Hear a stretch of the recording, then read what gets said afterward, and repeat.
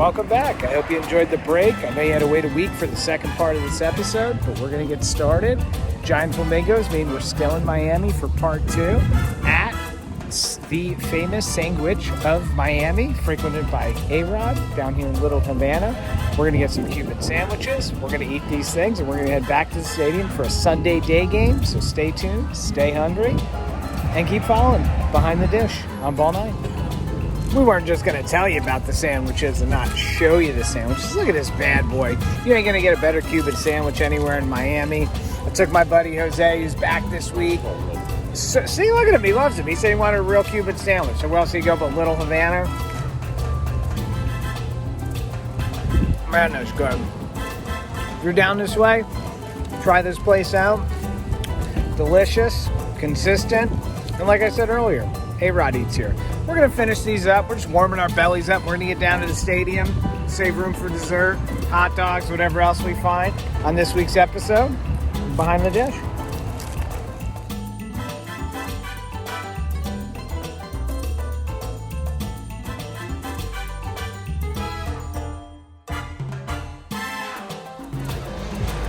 Come for baseball, stay for an art exhibit. Here in Miami, they have an exhibit outside, a triumph to the Sugar Kings here used to play in Cuba. The display is awesome. You can walk through. It's lighted inside. You can get your pictures taken of it.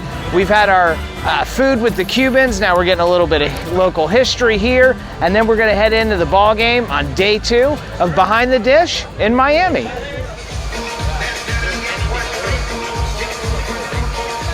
That's what we do in Miami. Look at this thing. Look at this walk you take. The music, the food. This place is great, man. Absolutely love it here.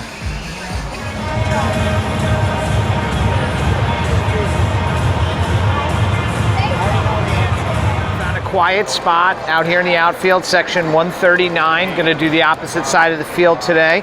In the meantime, we're going to start eating. So the first thing we found were these rice bowls with mojo pork, pickled onions. So these things look phenomenal. Jose, where'd we get them? I got the yuca nachos, as you can see. I'm on a seafood diet. I see it, I eat it. But where'd we get these? What was the place called? I think it was called La Cocina, La Goya, I think. He says it with the accent all good. I'll tell you what, it's delicious. The rice is good. Yeah, yours good? Yeah. He got nachos. It's like on top of French fries. They had Cubans too, but as you know, we already did those. So we're going to keep eating through the menu, see how this goes. This is delicious, so I'm going to finish this. Go away. Let me finish.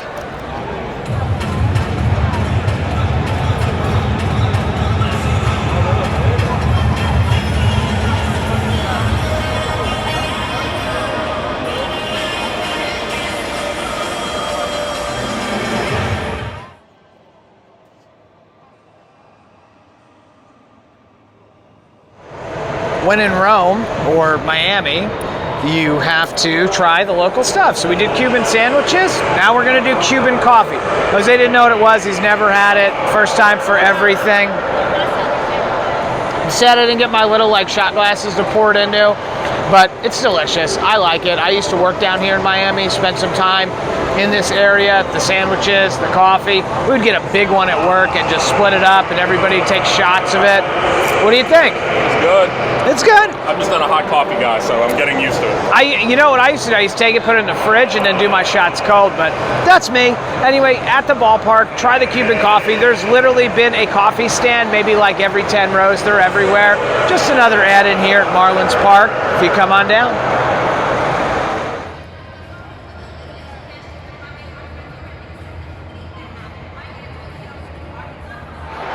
Kind of become a side mission on Behind the Dish to find a bad seat in a ballpark. You can see we're up here in the rafters, section 324. We moved from where we were at to see if we could find a bad seat. I don't think there's too many bad seats in this ballpark. Section 26, top of the rows, you can't see the scoreboard. We found that out last night. Other than that, we've sat in 4 or 5 different places all around the ballpark. All the seats have been comfy. This place is cool, man. I'd love to see a game here with the roof open and the windows. You get the Miami skyline outside that windows. Can't really see it in the pictures because of the glare, but it's just a cool stadium. It's gorgeous. I hated this thing when they opened it, but they took the piece of shit out of the outfield that spun around and took the neon green off the walls and made them blue, and it became a very respectable ballpark.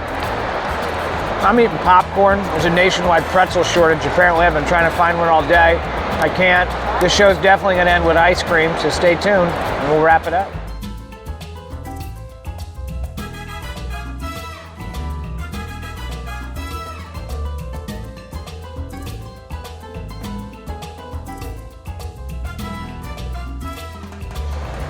We got a sweep. We actually swept a game. The first one all year that I can remember. I know it's not the first. There might have been like one or two more, but we hate sweeps. We got a sweep. About time. We saw two good games. They won all three in Miami. Rizzo's playing out of his frickin' mind. You went to Tampa. How many in a row is this for you?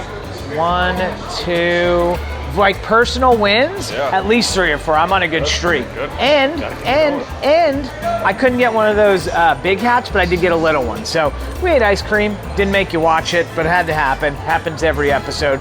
Out of vanilla, out of pretzels. Come on, Jeter, fix your stadium. Get it together. It's starting to be like a McDonald's in here. We'll be back soon. Where? We're still planning that. Could be Cincinnati. Could be Detroit. Could be Arizona. I don't know. But in the meantime, stay tuned, stay hungry, and continue to watch Behind the Dish, a BallNine exclusive. What he did.